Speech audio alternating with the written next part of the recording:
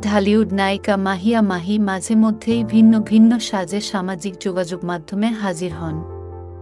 কয়েকদিন আগে ব্রাউন চুলে, লাল রঙের স্লিভলেস টপস, রঙের সাথে ম্যাচিং করে ঠোঁটে লিপস্টিক, এমন লুকে ভক্তদের মাঝে মুগ্ধতা ছড়িয়েছেন তিনি। এবার বউয়ের সাজে নেটিজেনদের সামনে এলেন মাহি। মাহিয়া মাহি তার ফেসবুক পেজে ব্রাইডাল লুকের বেশ কিছু ছবি পোস্ট করেছেন। ছবিতে দেখা যায় নতুন বউয়ের সাজে মাহি পরেছেন সাদা চুমকি বসানো প্লাটিনাম গোল্ড রঙের লেহেঙ্গা।